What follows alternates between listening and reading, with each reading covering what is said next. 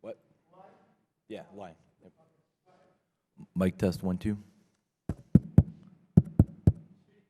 Test 1 2 3. Good.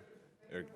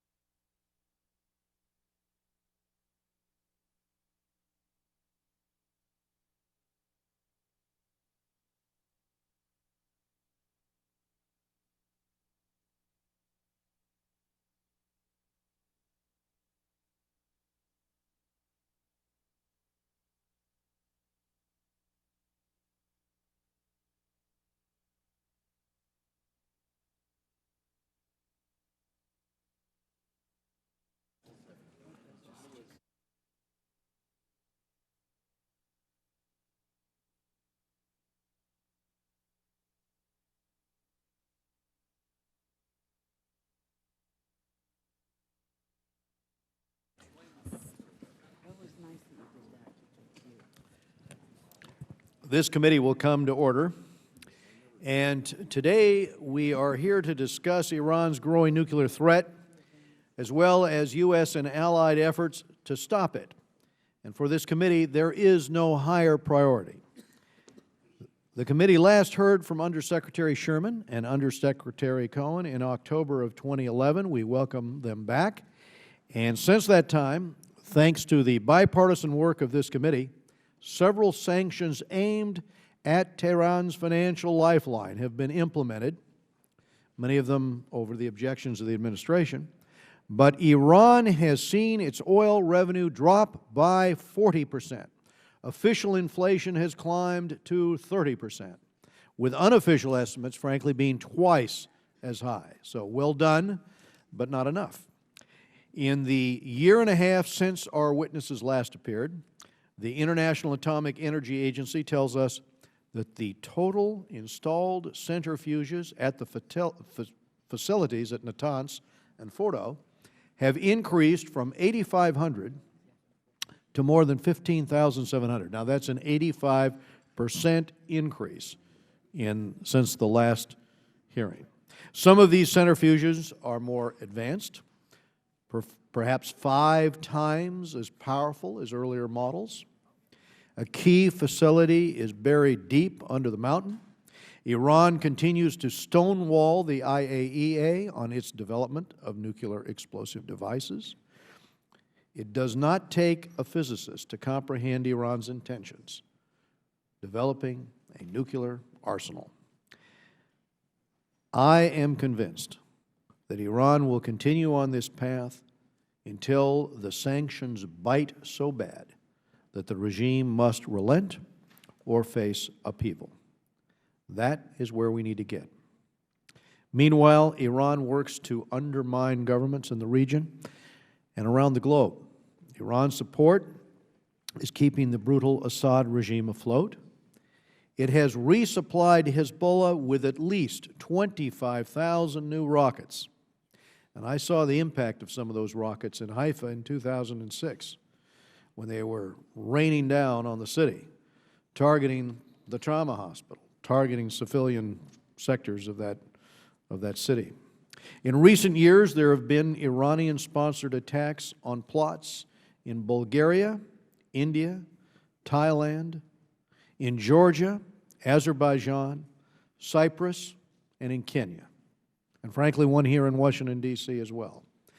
And I'd hate to see an Iran emboldened by nuclear weapons. There are also real concerns about Iran's interaction with North Korea, because earlier this year, the committee heard testimony that Iran and North Korea had signed a scientific cooperation agreement, the same type of agreement that North Korea signed with Syria before building their reactor, the reactor that was destroyed by Israel. But it is not just the sharing of missile and nuclear technology that has us concerned. It is the sharing of a diplomatic playbook. Even the head of the United Nations has recognized that Iran, like North Korea, will use talks as a cover to build a bomb. From day one, the Obama administration has reached out to the Iranian regime. Unfortunately, that hand has been met with more centrifuges, more missiles, and more stonewalling. We don't yet seem to realize that this regime, which beats and imprisons its own people, is determined to keep its nuclear program. So I'm convinced, as are 325 of my colleagues, that only when the Iranian leadership truly feels a choice between maintaining power and the bomb does our diplomacy have a chance to succeed. That is why Ranking Member Engel and I have introduced H.R. 850, the Nuclear Iran Prevention Act, to continue to turn up the economic and political heat on the regime. We look forward to moving this legislation out of committee next week. It's cliche to say the clock is ticking. I just hope we are able to act before the clock stops ticking. I'll now turn to Ranking Member Engel for his opening remarks. Mr. Chairman, thank you for calling this very timely hearing on our strategy to deny Iran a nuclear weapons capability. I know both our witnesses, and I'm impressed by their work and their credentials, and so I'd like to thank both of you for appearing today and for your hard work on this very, very important issue. I believe that ending the Iranian nuclear weapons program is the greatest national security challenge facing our nation. A nuclear-armed Iran, or one with a perceived nuclear weapons capability, would gravely undermine the foundations of the nuclear non-proliferation regime and the peace, security, and stability of the entire Middle East. And since the Iranian leadership has threatened to destroy the State of Israel, the dangers from this nuclear scheme are of the highest order. Over the last several years, this committee has been at the forefront of efforts to enact the strongest sanctions ever levied against Iran's nuclear program. I continue to hope that we can achieve a peaceful resolution of the Iranian nuclear crisis, and these sanctions are a critical and indispensable element of our two-track diplomatic strategy, pressure and negotiations. Secretary Sherman, in early April, you represented the United States at the latest round of P5+1 negotiations with Iran in Almaty, Kazakhstan. At that meeting, Iran rejected yet another offer from the P5+1, in which some international sanctions would reportedly be lifted in return for Iran suspending some of its most sensitive uranium enrichment work. And once again, we walked away from negotiations virtually empty-handed. Let's face it, it wasn't our willingness to talk that brought Iran to the negotiating table. The Iranian regime will only respond to pressure. And I don't think they will ever negotiate in good faith unless we continue to ratchet up the pressure. And we will do that when the committee marks up the Bipartisan Nuclear Iran Prevention Act next Wednesday. I'm pleased and honored to work on that with our chairman, Chairman Royce, and we do it with one mind. There's no difference between the two of us on this very important issue of Iran and nuclear weapons. We must act with a sense of urgency. While the regime feigns sincerity on negotiations for the international press, they continue to move full speed ahead with their nuclear weapons program. According to the IAEA, Iran is installing advanced centrifuges faster than expected, dramatically increasing the pace of uranium enrichment. There has been no progress on the IAEA's effort to resolve outstanding questions about the nuclear program's military dimensions, and Iran has still not allowed IAEA inspectors access to Parchin, where the regime is almost certainly concealing illicit nuclear activities from the international community. So with another failed round of negotiations in our rearview mirror, and with this information from the IAEA in mind, I look forward to hearing from our witnesses on what exactly is the administration's strategy to end Iran's nuclear weapons program. I would also like to hear our witnesses discuss what tools they have at their disposal to increase pressure on the Iranian regime, but have yet to utilize. And finally, my most sensitive question. I am convinced that President Obama is serious when he says Iran will not develop a nuclear weapon on his watch. But I believe the Congress must know the following. When will the administration be forced to abandon the diplomatic option? Secretary Kerry says we cannot let the talks become an interminable process. At what point should they be terminated if no progress is made? I want to make something clear to Iran. Your nuclear weapons program is not necessary, nor will it succeed. The United States will not allow this to happen. Congress will continue to insist on a full and sustained suspension of enrichment. On this, we have bipartisan support and strong support. We will demand clarity on the military dimensions of Iran's nuclear program, and we will insist that the IAEA have complete access to do its job.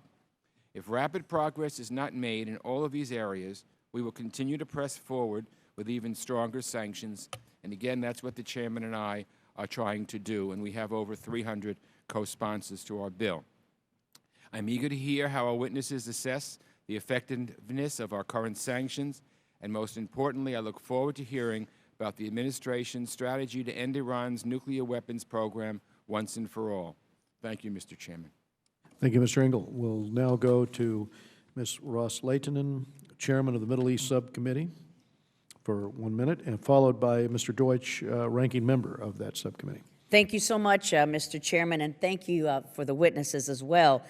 Iran continues to pose one of the greatest threats, not only to U.S. national security, but also to global peace and security. Tehran continues to provide financial, material, and logistical support for terrorist groups like Hezbollah, who undermine our interest in Syria. It remains an ally of Assad, the murderous thug in Syria, arming the regime, sending its own Quds force soldiers to fight alongside Assad's troops. Negotiations have been useless. Iran refuses to honor its international obligations related to its ballistic missile and nuclear programs, and yet we continue down this road. Iranian authorities deny access to those investigating the terrible human rights violations that are rampant in the country.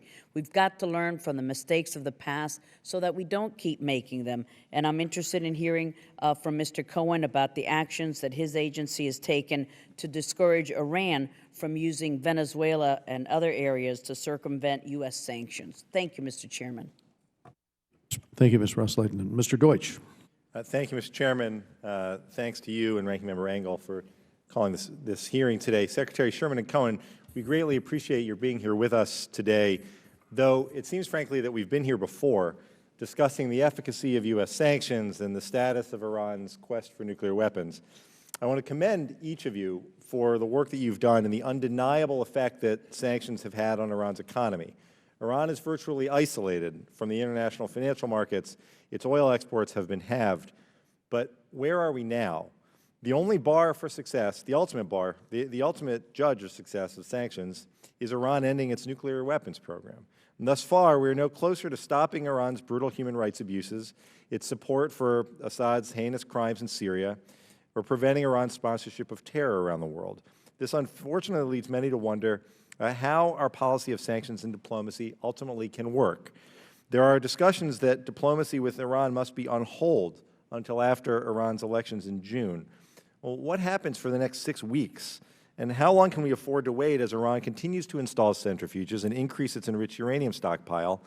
I look forward to your insights into the coming weeks and months and the discussion we'll have today. Thanks for being here. Thank you, Mr. Chairman. Thank you, Mr. Deutsch. We'll now go to Mr. Sherman, Ranking Member of the Terrorism and Nonproliferation Subcommittee. Thank you. Since the late 1990s, I've been calling for the toughest sanctions on Iran. Various administrations have disagreed. Often this House has passed tough bills only to see them die or get watered down in the Senate. The administration has sanctioned 23 Iranian banks, but has failed to sanction the rest. Those who say soft sanctions will cause Iran to abandon its nuclear program cannot explain the first decade of this century, during which we had soft sanctions and fast centrifuges. This committee will be taking up the Nuclear Iran Prevention Act, which I've joined with many others in introducing, especially our chairman and ranking member. And we need to make that bill as tough as possible, and let us go into conference with the Senate with the strongest possible bill. Let us say that in order to have a contract with the U.S. government, you must certify on behalf of all of the corporate group that you sell nothing to Iran except agricultural and medical products. And let us include in whatever bill we send to the floor in the Senate the strongest possible sanctions. Thank you, Mr. Chairman and Ranking Member. Thank you, Mr. Chairman. This afternoon, we're joined by senior representatives from the State Department and from Treasury. Undersecretary Sherman has held numerous positions at the State Department, including Counselor for the Department and Assistant Secretary for Legislative Affairs. Undersecretary Cohen's career at the Treasury Department has been focused on fighting money laundering and financing of terrorism. Prior to his Senate confirmation in 2011, he recently served as Assistant Secretary for Terrorist Financing. Welcome again to both of you. And without objection, the witnesses' full prepared statements will be made part of the record. Members are going to have 5 legislative days to submit statements or questions or any extraneous materials for the record. We again would ask that you summarize your statements to 5 minutes And we will begin with Ambassador Sherman.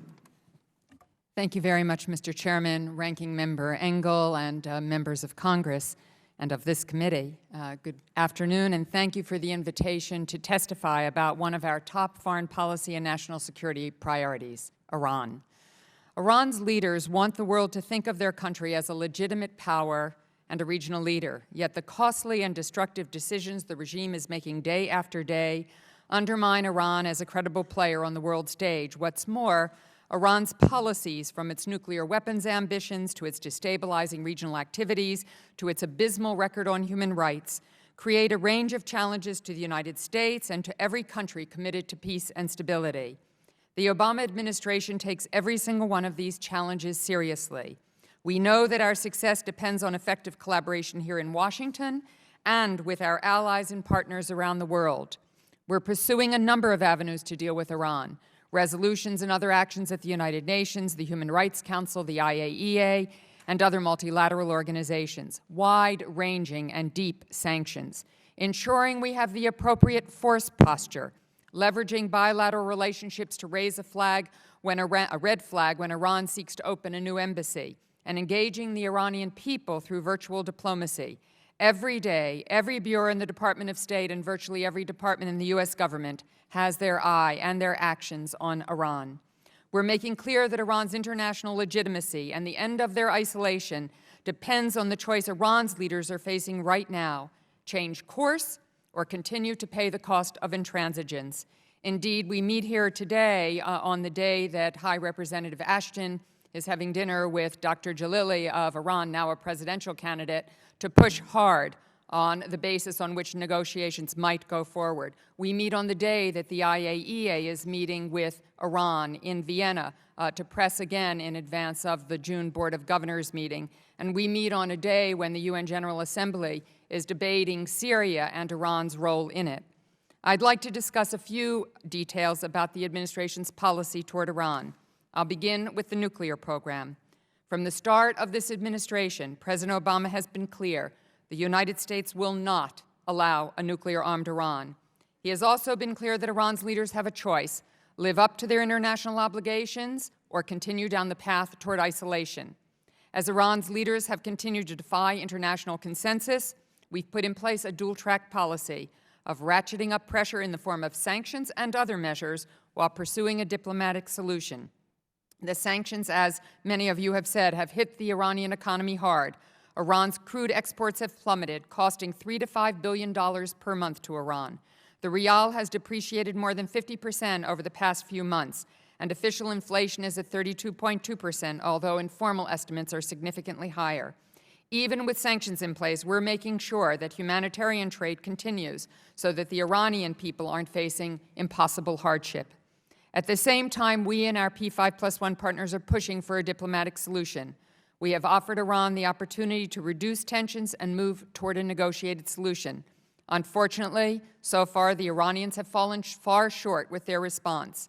As I mentioned, a meeting is happening probably as we are meeting to see whether Iran is really ready to put substance on the table. We are clear-eyed in our approach to the P5+1 talks and seek concrete results. After all, while the window for negotiation is still open, it will not remain so forever. We will give diplomacy every chance to succeed because it is the only way to maintain international support for whatever options we must take. But it cannot go on forever, and ultimately the onus is on Iran. Beyond Iran's nuclear ambitions, we're also concerned about their destabilizing influence across the entire Middle East and beyond. Support to the Assad regime is sustaining the campaign of violence against the Syrian people. Their aid to terrorist organizations is threatening our ally Israel and innocent civilians worldwide. That's why we're deepening our military partnerships across the region, particularly with Israel and the Gulf, to defend against attacks from the very group supported by Iran's leaders. I know I'm running out of time, so I'm going to talk faster. I want to reiterate our commitment to seeing the safe return of Robert Levinson, Saeed Abedini, and Amir Hekmati, American citizens missing or detained in Iran. Today and every day in this country, families are wondering where their loved ones are, whether they're safe, and when they might come home. We're not going to back down until those Americans are home safe and sound. And we are, of course, deeply concerned about the campaign of repression Iran's rulers are waging against their own people. Abuse of those who speak out against their government and harassment of their families. Students, lawyers, journalists, and bloggers facing endless intimidation, discrimination, and incarceration. Over 5,000 years, Persian civilization have given the world innovations in culture, art, medicine, and government, but today, that historic greatness has been set far, far back. Iranians are owed the rights, freedoms, and dignity that we cherish here as the bedrocks of our nation and all people around the world deserve. I'll finish by saying that we are closely watching the upcoming election. 4 years ago, the Iranian people spoke out for human rights, basic dignity, and greater opportunity. The regime responded by shooting demonstrators in the streets and frightening families in their homes. And today's Iran's Guardian Council, unelected and unaccountable, is sorting through presidential contenders, eliminating hundreds of candidates. We take no sides in the election, but we know that the desires and aspirations of the Iranian people must start with free, fair, and transparent elections. We are clear-eyed about the challenges that lie ahead dealing with the Iranian regime. Congress and this administration have stood side by side in dealing with this threat to our security and to global stability. I'm confident we can continue to work together on this critical concern. Thank you. Thank you, Ambassador Sherman. Owen. Chairman Royce, Ranking Member Engel, distinguished members of the committee, thank you for the opportunity to testify today. No issue is of greater concern or urgency than preventing Iran from obtaining a nuclear weapon. As Undersecretary Sherman said, that is why, from our first days in office, this administration has pursued a dual-track strategy that offers Iran the opportunity for diplomatic engagement, while at the same time making abundantly clear that if Iran continues to refuse to comply with its international obligations, we, along with our partners in the international community, will apply increasingly powerful sanctions on Iran. That is exactly what we have done, and that is what we are committed to continue to do, in close collaboration with Congress, so long as Iran refuses to engage meaningfully with respect to its nuclear program. In my written testimony, I describe in detail the expanding scope, intensity, and impact of U.S. sanctions on Iran, and how these new authorities, coupled with robust implementation and enforcement, have had a very significant impact on Iran. I'd like to highlight just a few points. First, and most importantly, creating this powerful sanctions regime has been and must continue to be a joint effort between the Congress and the administration. Through the enactment and energetic implementation of key pieces of legislation, including CISADA and the NDAA, we have isolated Iran from the international financial system and driven down Iran's oil exports by some 50%, depriving Iran of a critical source of revenue. In addition, to enhance the sanctions pressure on Iran, over the past year, the President has adopted 5 executive orders that extend and strengthen the legislative sanctions framework, including orders that block the property of the entire government of Iran, including its central bank, that make dealings with the National Iranian Oil Company and its trading arm, NICO, subject to sanctions, and that enhance the NDAA by authorizing sanctions on foreign banks that facilitate the acquisition from any party of Iranian petroleum, petroleum products, or petrochemicals. And a few months ago, the Iran Threat Reduction Act went into effect, which effectively locks up Iran's oil revenues in the few countries that still buy Iranian oil, by requiring that that revenue can only be used to pay for bilateral trade or for humanitarian imports. As of February 6th of this year, Iran's dwindling oil revenue cannot be repatriated to Iran, transferred to a third country, or used to facilitate third country non-humanitarian trade. Second, we have aggressively implemented and enforced the entire sanctions framework. Since the beginning of 2012, we have imposed sanctions on 22 individuals and 54 entities, and added almost 200 aircraft and ships to the sanctions list. We've imposed sanctions on banks, businesses, government entities, and individuals involved in Iran's WMD proliferation activities, its support for international terrorism, and its support for the brutal Assad regime. We have also targeted Iran's increasingly desperate efforts to evade our sanctions. And just this morning, we imposed sanctions on an exchange house and a trading firm in the UAE for providing services to designated Iranian banks, taking direct aim at a growing mechanism of sanctions evasion, non-bank financial institutions. Third, we see clear evidence that these efforts are having an impact. As I noted, Iran's crude oil and condensate exports have dropped by roughly 50% between January 2012 and early 2013, costing Iran between $3 billion and $5 billion a month. In 2012, Iran's GDP fell by some 5 to 8%, the largest drop since 1988, the final year of the Iran-Iraq War, and the first contraction in 20 years. The value of Iran's currency, the rial, has plummeted, losing over 2/3 of its value in the last 2 years. And we also see the impact of our sanctions in less tangible, yet more significant ways. During the negotiating sessions in Almaty, Kazakhstan, the Iranian side sought sanctions relief in exchange for concessions on their nuclear program. They would not have done so had the impact of sanctions not affected their calculus. Finally, we are committed to doing more. We will work to increase Iran's economic and financial isolation through the implementation, as of July 1st, of the Iran Freedom and Counterproliferation Act of 2012. We will work to target additional sources of Iranian revenue, including from the petrochemical sector. With our colleagues at State, we will maintain our robust outreach efforts to foreign governments and the private sector to explain our sanctions, to warn them of the risks of doing business with Iran, and to encourage them to take complementary steps. We will continue aggressively to target Iran's proliferation networks, support for terrorism, sanctions evasion, abuse of human rights, and complicit financial institutions. And we will continue to work closely with Congress in each and every one of these endeavors, because we know that we share a common objective, ensuring that Iran does not obtain a nuclear weapon. Thank you. Thank you, Mr. Cohen. I'm going to make a quick announcement here, but members, following this committee hearing, Ambassador Sherman and Mr. Cohen will make themselves available to answer questions requiring a classified setting. We'll do that in the SCIF. Everyone's encouraged to attend, and we'll go now to questions. I am encouraged by the fact, actually, in both testimonies of Ambassador Sherman and yours, Mr. Cohen, that you express a willingness to work with the committee to continue to give the administration more options to pressure the Iranian regime. However, turning to the P5+1 negotiations that you referenced in your written testimony, I know that many committee members were concerned to read in the press that we'd been offering to ease precious metal sanctions. And as you put it, Mr. Cohen, in your testimony, Iran is desperate for sanctions relief. So now is the time, we feel, to step up the pressure.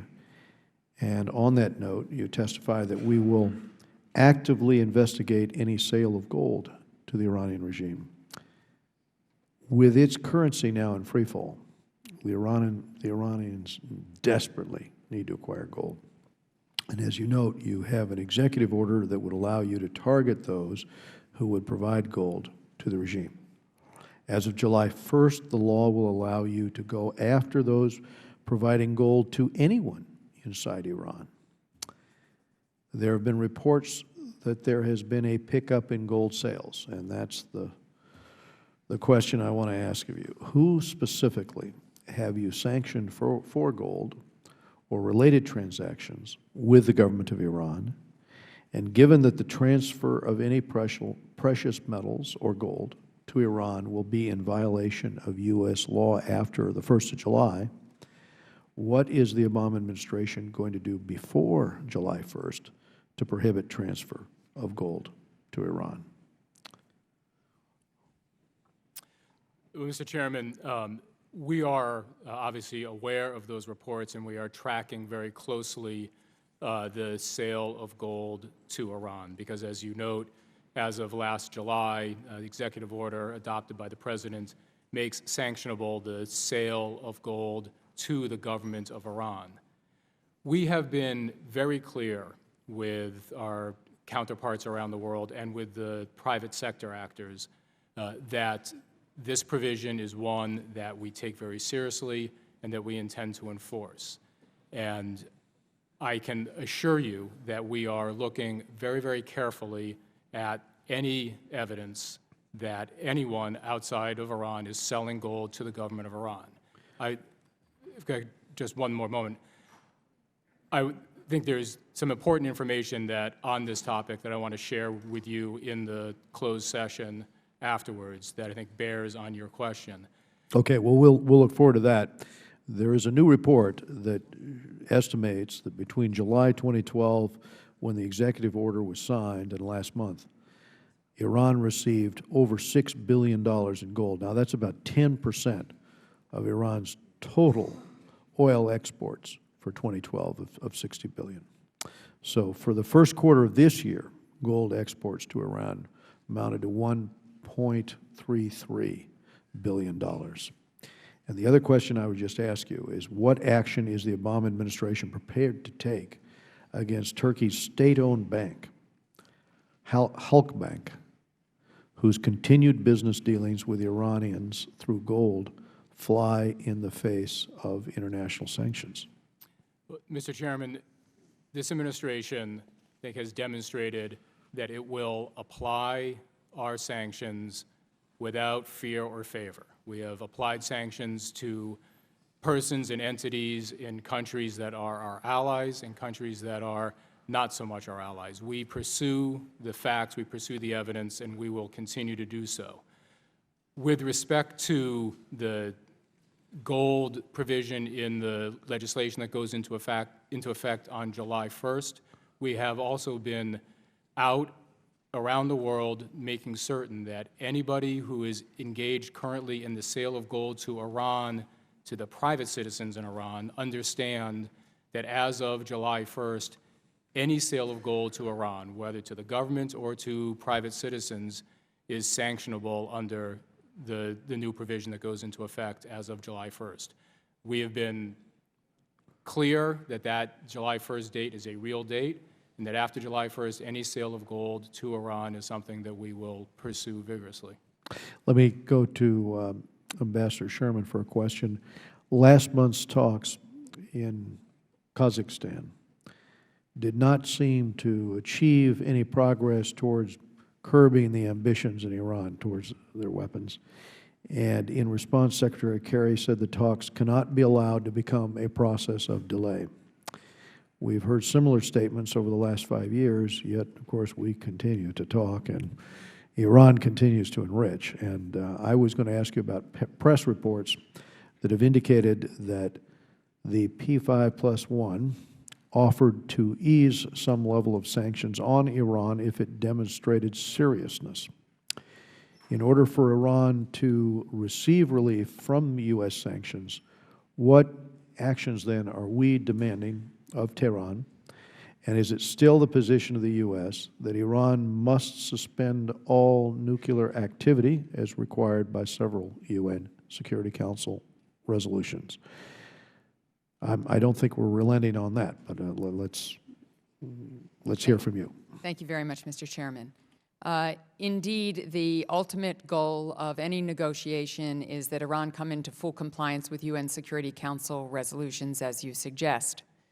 So that is the goal. What we have put on the table, and did so a couple of meetings ago with Iran in Baghdad, was a proposal that is a confidence-building measure to address their over 5% enriched uranium efforts, their stockpiles and Fordo, in return for very, I must say, small, but with some meaningful actions in the sanctions regime, as well as to assist in a couple of other efforts around nuclear cooperation, in part to follow through on the safeguards that are necessary.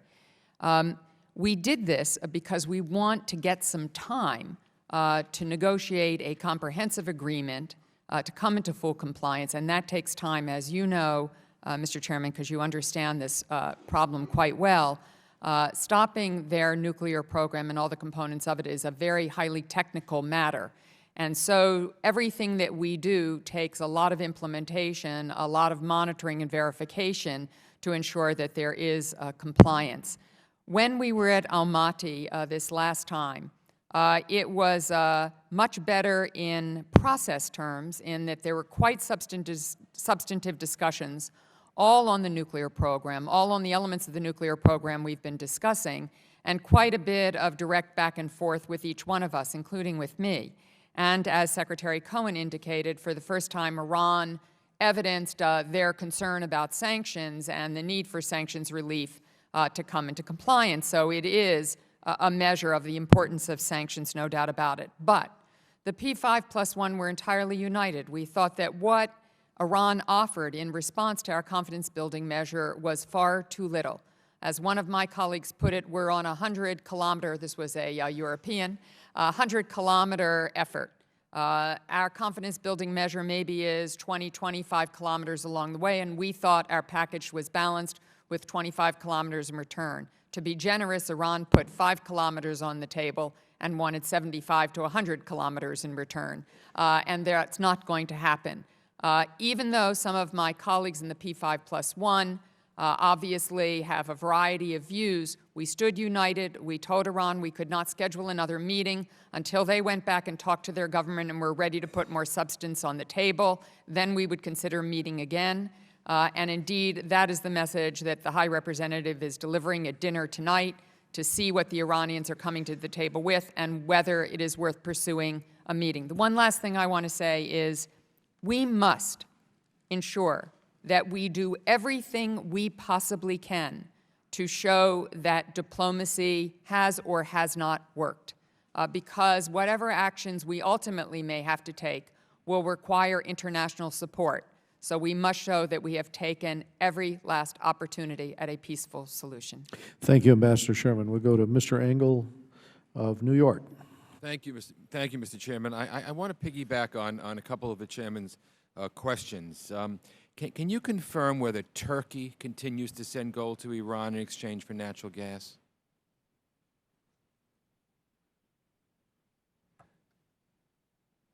Congressman, there's no question that there is gold going from Turkey to Iran. In large measure, what we see is Iranian citizens purchasing gold as a way to protect themselves from the declining value of the rial. So in some respects, this gold trade that we see that is increasing is a reflection of the success of our sanctions in driving down the value of the rial.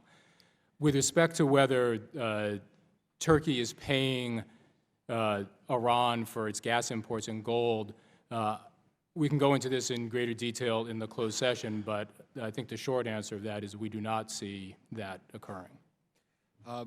Wouldn't you agree? I mean, I would think that such an arrangement is a violation of U.S. law. Wouldn't you agree? I think it would be. I think it would be. Okay, thank you. We talk about Iran, Ambassador Sherman. You mentioned that they weren't really putting much on the table, and that was the message that Lady Ashton is going to be conveying today at that talk. At what point, though, do we say enough? You know, I know it's a difficult question, obviously, because there are a million nuances.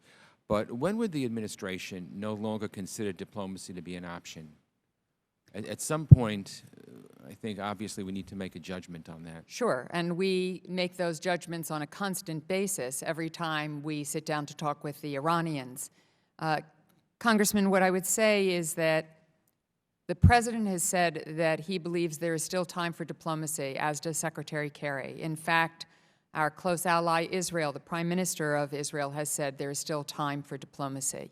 But we all know that the clock is ticking, and in our classified session we can talk about more the various clocks that are ticking and at what point we will even increase our concern beyond what it is today. But I don't think the time has run out yet for diplomacy, and as I indicated to the Chairman, we have to give it every effort. The world needs to know we have tried in every way to reach a peaceful solution. Thank you. I want to ask a question about Russia. How cooperative is Russia regarding Iran sanctions and other aspects of the Iran issue? Have our disagreements with Russia over Syria affected our ability to cooperate with them vis-a-vis Iran? Let me ask you that question, then I have a follow-up question. Sure. We actually have a very, very good working relationship with Russia when it comes to Iran. They are obviously producers of oil, so oil has not been an issue with Russia. They are, in fact, enforcing the UN Security Council resolutions and have not come into conflict with us on our unilateral sanctions. Sergei Ryabkov, who is my counterpart in Russia, is quite a terrific professional. He represents his country's interests vigorously, but works in a very united fashion with the P5+1 in a very professional manner. I'm concerned with Russia's support for Assad Yes. in Syria. In your view, why is Russia backing Assad so strongly, even at the cost of their reputation in the Middle East and fanning the flames of Islamic extremism? Is it primarily to show themselves to be an alternative to the U.S.? Because recent reports have shown that Assad is gaining, and my fear is that we could end up with an Assad regime just without Bashar Assad at the helm. I believe that the falling of Assad would be a blow to Iran, because Assad is obviously Iran's proxy.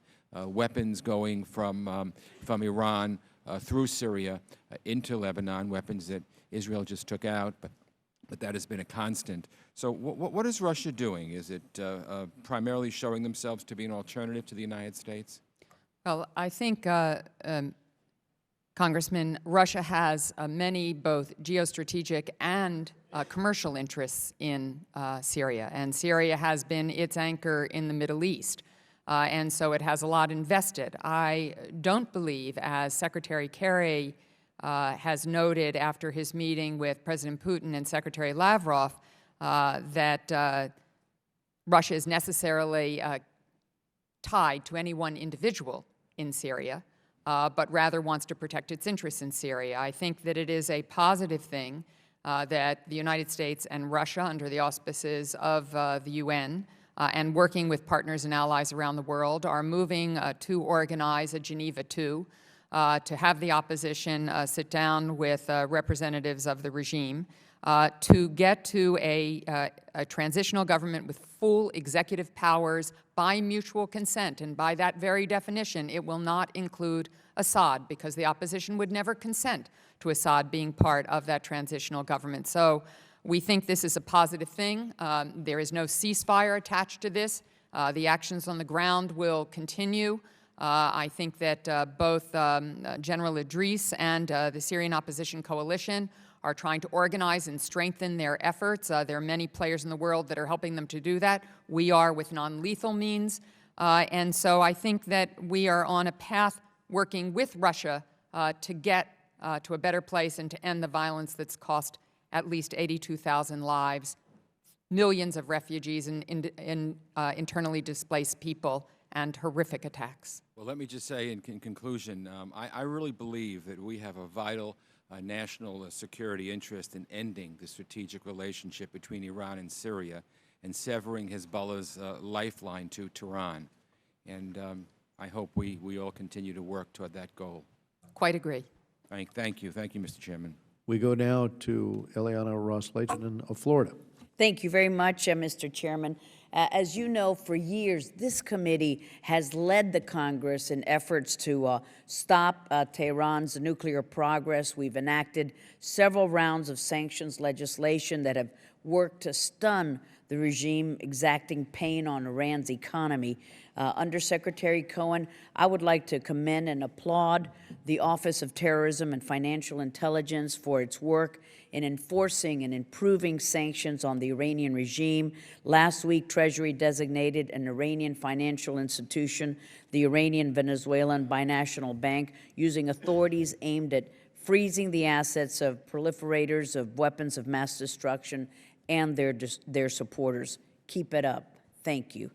For years, I have been concerned about Iran's increased efforts in the Western Hemisphere, especially the strong footprint that it continues to have in Venezuela. Several presidential candidates in Iran right now have arrest notices issued by Interpol because of their participation in the bombing of the Amia Jewish Community Center in Argentina.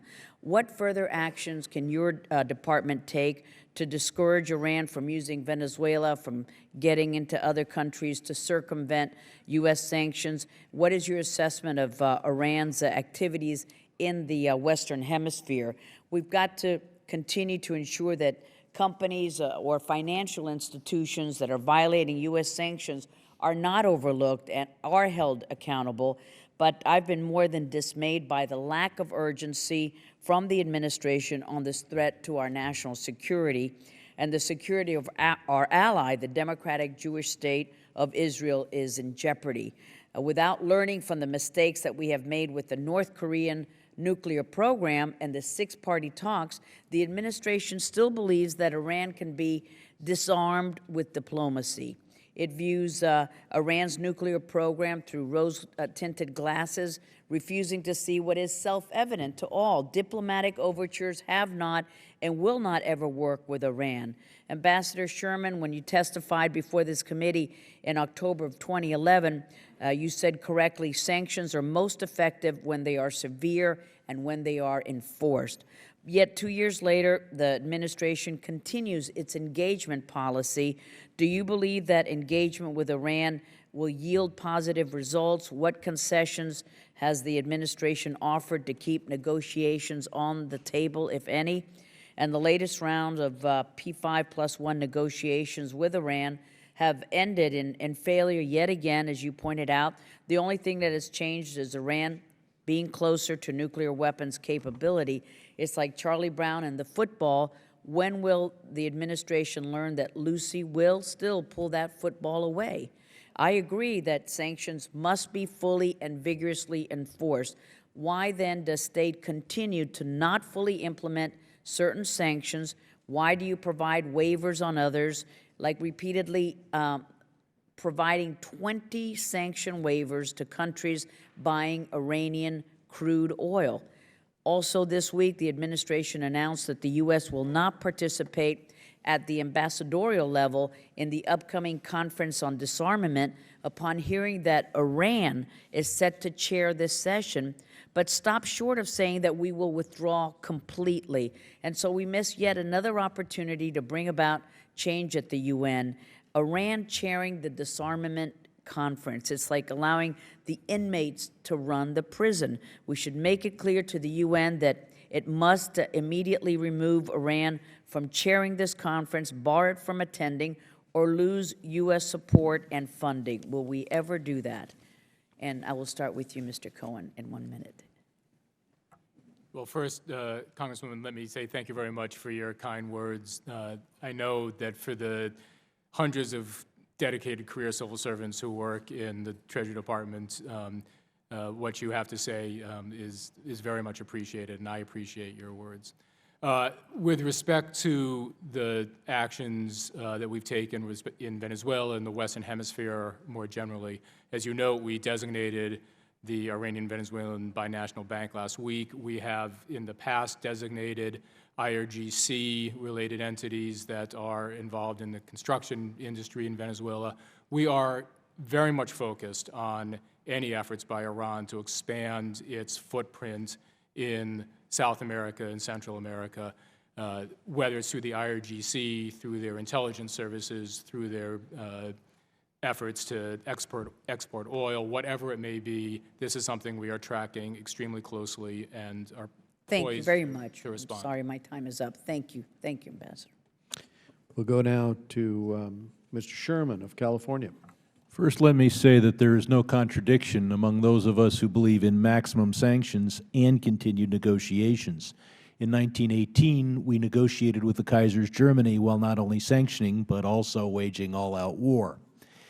The sanctions we have now are clearly insufficient, but they're stronger than the ones we had 3 years ago, which begs the question, why weren't we doing 10 years ago, 15 years ago, what we're doing today?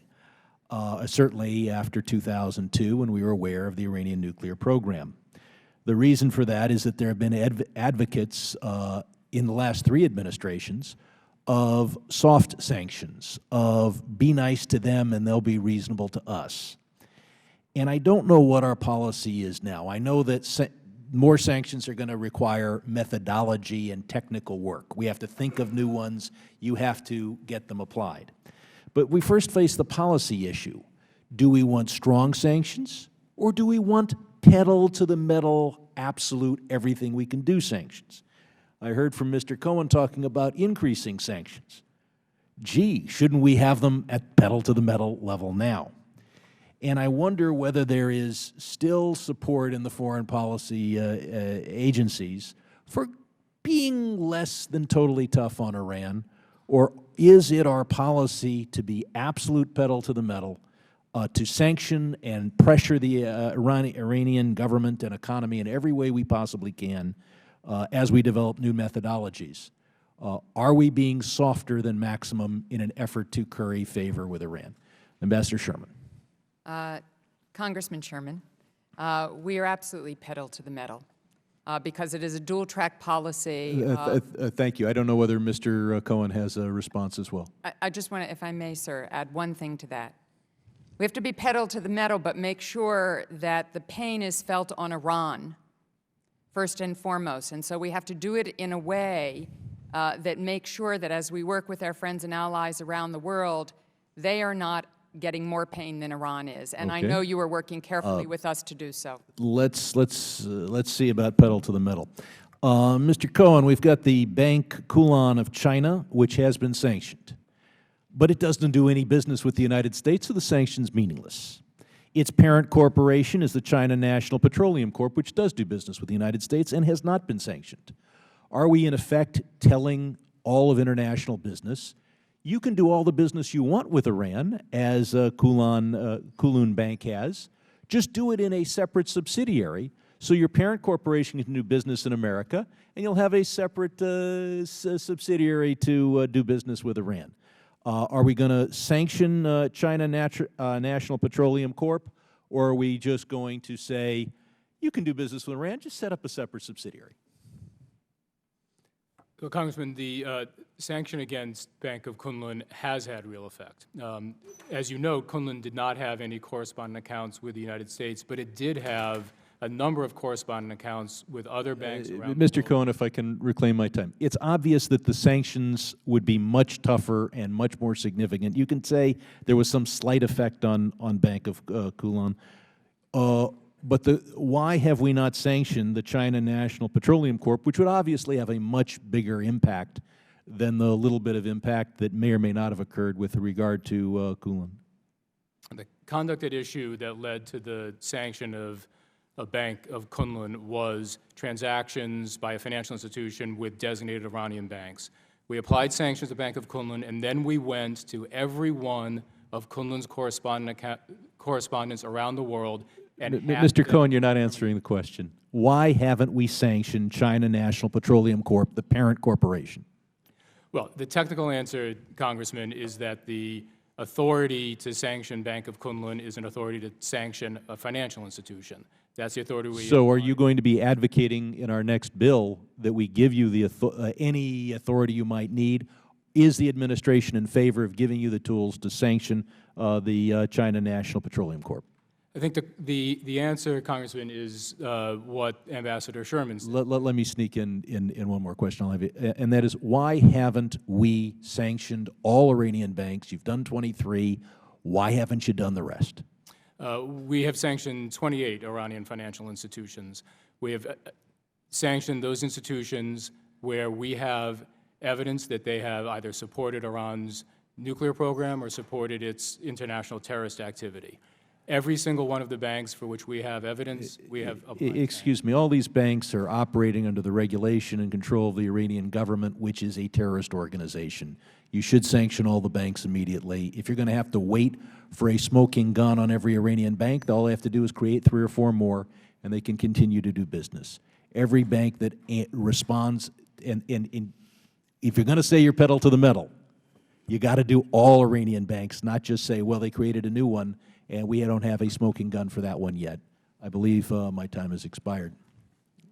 We go now to Mr. Smith of New Jersey. Thank you, Mr. Chairman. Thank you, Ambassador Sherman, for raising the issue of Levinson, Abedini, and Hegmati cases, which are very, very important. A few weeks ago, Naghmeh Abedini testified before a commission hearing that Frank Wolf chaired, and said that she had asked the State Department for help, and she said they told her nobody can do anything for you.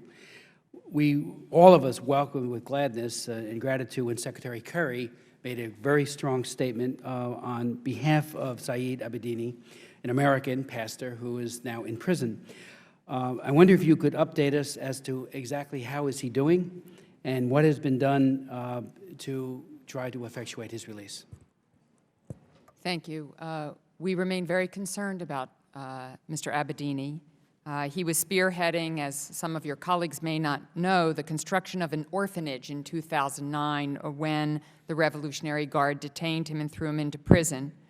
And it really is an incredible outrage. And as you noted, on March 22nd, Secretary Kerry issued a statement expressing his concern over reports that Mr. Abedini had suffered physical and psychological abuse in prison, that Iran had continued to refuse consular access by Swiss authorities, who is our protecting power in Iran, and calling for his immediate release. We condemn, and I will again here today, Iran's continued violation of the universal right of freedom of religion, and call on the Iranian authorities to respect Mr. Abedini's human rights and release him.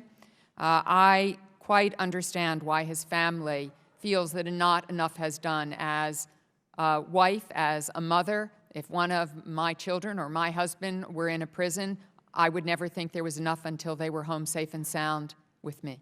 Thank you. Let me ask you, and I appreciate that very much.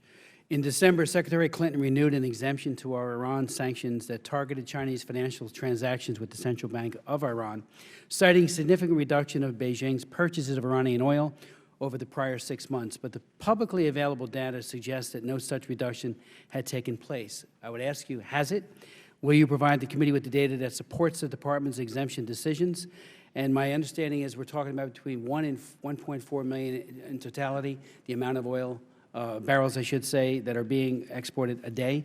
If you could respond to that. Indeed, China reduced its oil imports from Iran by 21% in 2012 compared to the previous year. And I think, as part of his written testimony, Undersecretary Cohen offered a chart to show the downturn in oil imports overall from out of Iran, exported out of Iran.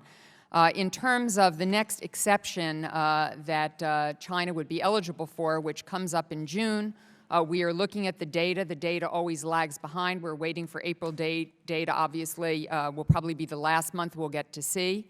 And we will look at that data and make a decision about how to proceed. As you know, China is the largest importer of Iranian oil. It is probably the largest importer of oil in the world, given its growing developmental needs. And could I ask you on that, only because I only have so many minutes? Isn't the export of Iranian oil to China its lifeline? And, you know, when you're talking about ratcheting up the kinds of sanctions that will really cause the change. Indeed. And China, and we press China constantly, and it is significantly reduced because it doesn't want to bear the risk of importing Iranian oil, but its needs are growing and huge. I will say one thing that's very important. Because the volume, as you point out, is so large, any reduction by China would be, as a percentage, equal to the volume reduction twice that of a reduction by India, 3 times a reduction of South Korea, 4 times a reduction of But Turkey. is there a concern that if we really were dead serious and we're not looking to provide an exemption and didn't play into the idea of reductions versus elimination, that China would not adhere to the sanctions? Is that a concern? Well, China, like many countries in the world, even friends of and allies and partners, doesn't appreciate what they see as unilateral sanctions. But they are trying to diversify their oil supply. They are trying to reduce their risk. Their energy needs, as you can imagine, and as you know well, are enormous. Very quick, because I'm running out of time. As we all know, Chairwoman Emeritus Ross Layton wrote the Iran Threat Reduction in Syria Human Rights Act of 2012, a very comprehensive and significantly strengthening law, strengthens the Iran Sanctions Act and other relevant laws. I could ask a question about various sections of it because there's so much to it. But part of it directs the President to impose 5 or more sanctions with regards to vessels. And it also authorizes the President to ban ships from entering a port in the U.S. for up to 2 years if they violate it. Where are we on implementing that part of the sanctions? We are looking at those, and in every one of these cases, and it's true for all of the sanctions, we have to have evidentiary documentation that will stand up in court. And so we are working to do this. And I should note that Secretary Clinton, before she left, and this has been endorsed and strengthened even further by Secretary Kerry, named a sanctions coordinator in the State Department because she felt we were not focused enough on the enforcement that we needed to and didn't have a strong enough partner for Under Secretary Cohen, and Ambassador Dan Fried is that coordinator. And is it proactive or reactive or a combination of both? It's proactive. Thank you.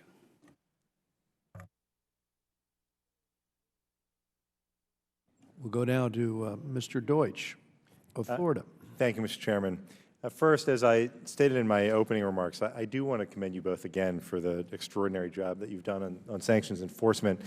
And Ambassador Sherman, I want to thank you for noting in your testimony that finding my constituent Robert Levinson remains a priority for the department. It is incredibly encouraging for me, and I know for his family, to hear you say that. And I appreciate it, and I urge you to continue doing all that you're committed to doing. You said that in your testimony that you're looking for signs that Iran is serious about talks. And I want to ask you what those signs are, but I want to walk through how we've gotten to this point first. Since the 2009 elections in Iran, there have been 9 political level meetings between the P5+1, plus a 15-month break between 2011 and 2012. That number doesn't include technical level meetings or meetings like today's between Lady Ashton, where the U.S. isn't present. At the end of the 2010 Geneva talks, State Department spokesman said that he hoped it would be the start of something serious. At 2011 in Istanbul, a Western diplomat was quoted as saying, the meeting was about finding out if Iran was serious about negotiating, and that hasn't been answered yet. Fast forward to April of last year after talks in Istanbul when Catherine Ashton called them the start of a sustained process of serious dialogue. And by June of last year, after talks in Moscow, Secretary Clinton said that there are gaps on each side. The choice was Iran's to close those gaps. In your testimony, you said that after the April talks in Almaty, that you didn't feel another round of meetings with the P5+1 was necessarily warranted. So some have suggested that Iran won't be serious about negotiating until after its elections.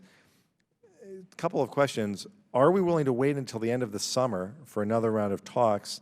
And how can we tell if they're serious? Is there a difference between sustained political dialogue and negotiations? Is talking for the sake of talking getting us any closer to Iran giving up its nuclear program?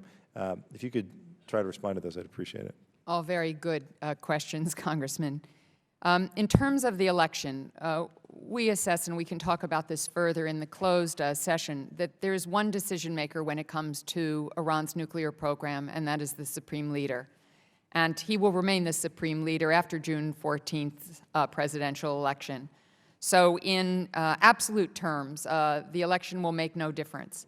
The election may make some difference, however, to the extent that depending upon who's elected and what their domestic economic situation looks like, may put pressure on the attention, the time, and the focus, and the efforts by the Supreme Leader to hold on to the regime. We don't know what the outcome will be, and so we don't know what impact it will have on his nuclear decision-making. As I said, implied, we do not believe the Supreme Leader has yet made the strategic decision to make the deal that needs to be made with the international community about Iran's nuclear ambitions. What will make him make that change? I believe it will be a combination of very severe, very well-enforced international sanctions led by the U.S. and the European Union, but internationally enforced. And it will come about because the Supreme Leader will decide that the risk to his survival is too great, and that he wants to show his people that their economy will improve. Right. So let me ask you, let me just put on the table something that's not been discussed. Every discussion that we have about stopping Iran's nuclear weapons program says that we have to have the toughest possible sanctions coupled with a credible military threat. Every discussion. And I acknowledge that we have worked hard to do both. The question is, the credible military threat, if it is credible, means that the possibility of military action, with all that that entails. Between where we are now and the use of military force, it seems there is also the most extreme form of economic power that we could wield, which would be a full-scale international embargo with the necessary carve-outs for humanitarian aid. That's never discussed.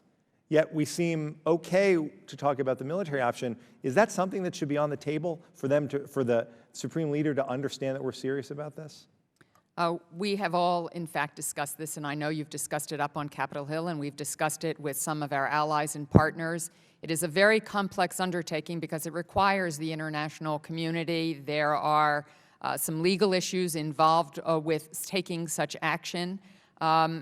I think that we are going as far as we possibly can go, and working with Congress, we'll see what other sectors we can, in fact, sanction and endorse and to move forward with. And I think we can ratchet up the pressure, probably without confronting some of the difficulties in achieving what we have discussed, and that is whether that is a viable option.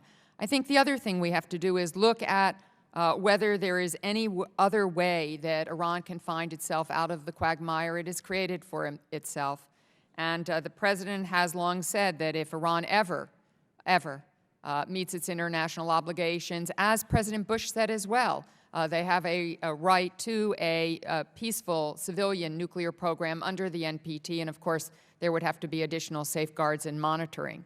And if, in fact, the Supreme Leader means what he says by the fatwa that Iran shouldn't have a nuclear weapon because it is not allowed by his declaration and by the fatwa, then they have a way to show that is the case. Ambassador, I would just simply suggest that all of the difficulties that may come with analyzing how to impose the maximum level of sanctions pale in comparison to the difficulties the international community would face if Iran became a nuclear power. That's just something that I would remind you of, and I yield back. Thank you, Mr. Chairman. We'll go now to Mr. Rohrbacher of California. Thank you very much, Mr. Chairman, and I want to thank our witnesses for coming here. I'll have to say that several of the issues that I plan to ask about have been covered. I want to congratulate some of my friends even on the other side of the aisle. Mr. Sherman certainly looked at an issue that I was concerned about and continue to be concerned about. Let me see if I can get this right. At this point, China has not been given a waiver in its relationship to buying oil from Iran. Is that correct? So China. It is not a waiver. It is an exception because the idea of the NDAA and of the oil sanctions is that if a country significantly reduces their importation of Iranian oil, they get an exception from other sanctions that could be imposed upon them if they weren't making those significant reductions. So China will be up for another 180-day exception if they have continued their reductions at the beginning of June. And how much of oil has been reduced consumption in China? We do not know yet because the data is not all in for the month of April, which will be the last month we'll be able to look at before. Well, what has given you the reason yes. For the first 180 days, they did do a significant reduction of 21%. That was based on a great deal of information, including publicly available data. So you're convinced, and we're convinced, that the Chinese have significantly decreased their consumption of Iranian oil. Is that correct? They have. And their total volume of the need of oil has gone up, so whatever importation they're doing is a smaller percentage of their total as well. They decreased their Yes, actual consumption. Yes, they have, and we will see whether they have in the second 180 days as We're well. not talking about some complicated formula here. Their consumption of Iranian oil has decreased. Is that correct? Yes. Okay, thank you very much. I have been concerned that this administration from day one has not been as tough on the regime in other ways rather than these sanctions, which are debatably tough one way or the other. But for example, in support of those people who oppose the regime, I think that it appears to me that we have sent the wrong message if we want to encourage those who oppose the regime. And for example, you see some people out here in these yellow coats, I think that they represent the MEK. They recently have been pushed into a camp in Iraq, which I'm sure you're aware of, and that camp was recently attacked. Do you think that the mullah regime in Iran has played any role in trying to initiate these type of attacks on the MEK, which I might add is an exiled group that is unarmed?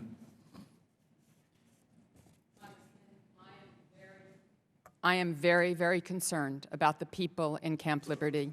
Right. And we are concerned about the threat to their lives. And do you think the Iranian government has played a role in initiating these attacks? We can talk about that in the classified session, but what I will say, Congressman, is there are opportunities from the people of Camp Liberty to resettle. There have been offers made by countries like Albania to take many of them. And to be very frank, Congressman, the leadership of the MEK, both in Camp Liberty and in Paris, have kept the people of Camp Liberty from knowing what their options are. And I so care about their lives and the threat to their lives in the camp that I hope that the leadership of the MEK will allow them to know their options. Yes, my time is going up, and it's interesting that you spent your time that you just allocated attacking the victim instead of the person who, instead of the people launching rockets into an unarmed group of exiles, you spent your time attacking the exile leadership. No, I'm actually, I actually want to protect them from that threat. I've got 23 seconds left, and I'm sorry, that's the way we have to do it here. I'd give you an extra 10 minutes if I could. But let me just note, what I just said is in keeping and consistent with the fact that after the Green Revolution, which you have noted was in response, the demonstrations in response to a corrupt election and a brutalization of those people who managed to speak up, that we did not impose great hardship on that regime. I didn't hear us step forward at that time. They were chanting in the streets, "Which side are you on, Mr. Obama?" They didn't know which side the United States was on. And if we're going to have the people of that country eliminate this threat to the entire world, which is their responsibility and our responsibility to help, we've got to show more strength than that. We've got to be doing more than attacking the victim or ignoring the victim. And the last thing, we don't even have our broadcasting to Iran in Azari and Baluch, languages that could resonate with the people who oppose that regime. There's a lot more we could be doing, Madam Ambassador. I appreciate the good job that you're trying to do, and we will cooperate with you. We go now to Mr. Cicilline of Rhode Island. Thank you, Mr. Chairman, and thank you to our witnesses. I think it should be clear that everyone on this committee, and I think everyone in Congress who has given this thought, recognizes that a nuclear Iran is the threat to the peace and stability of the region and, frankly, the peace and stability of the world. And I appreciate the seriousness of the sanctions effort that both of you have exhibited and the excellent work that you've done and the bipartisan approach that Congress has taken to this issue. And I'd like to ask you both, first and foremost, to sort of follow up on Congressman Deutsch's question, as we ratchet up sanctions, which of course we need to do, while we're engaging in activity, so is Iran. And so I wonder if some of the recommendations that some have made about, for example, a complete ban on international lending with the International Monetary Fund, withdrawing all holdings in Iran's central bank and suspending Iran's membership in that body, whether sanctions, which would include virtually all trade with Iran, with the exceptions of food and medical products, whether or not we should be at least actively pursuing those and talking about that kind of a set of sanctions, whether that would significantly increase our leverage, because I recognize we want to continue to hope that diplomatic efforts will work. But for those who are looking at this from outside, it may appear that we just ratchet up a little and it's going to be too late before we get to those. So I'd love to hear your thoughts on whether or not an approach that would look at more comprehensive and a complete kind of isolation of Iran ought to be the goal, knowing that's complicated to achieve and will take some time, but for Iran, the Iranian leadership to see that as a real threat. And then the second question, I'll ask both questions and ask you to answer them, relates really to Afghanistan. There has been some evidence presented that Iranian currency traders are using Afghanistan to acquire U.S. currency, particularly wealthy Iranians, and that the Iran-owned bank in Afghanistan, Aryan Bank, I believe is the name, is being used to facilitate this. And in fact, the Special Inspector General for Afghanistan Reconstruction reported in late January of 2013 that Afghan security forces might be using some U.S. funding for the purchase of fuel from Iran. That would obviously, I think, be very disturbing to learn. And so I'd like to know what the status of that is and how we might prevent that from happening. And thank you again for being here. So, Congressman, your first question about how to ratchet up sanctions is a very good one, and I'm going to try to answer it succinctly, because I think there's two different threads that need to come together here. On the complete ban idea, I think it's very important to recognize that our financial sanctions, the way that we have locked down Iranian revenue, the way that we have cut off access of Iranian banks to the international financial system, is broad-based. It affects the Iranian economy across all sectors and has a very significant impact, some of which we've already detailed. I think it's critically important that we continue to pursue broad-based financial sanctions in that fashion. The second thread, though, is targeting particular commercial transactions, in particular sectors of activity in Iran. So the new law that's about to come into effect on July 1st, IFCA, targets the energy sector, the shipping sector, the shipbuilding sector. I think as we look at ways to ratchet up sanctions on commercial activity, looking at it as a sectoral approach on commercial activity makes sense. I think together, a sectoral approach with the broad-based financial sanctions work in tandem in a way that really does create a tremendous amount of pressure on the Iranian leadership.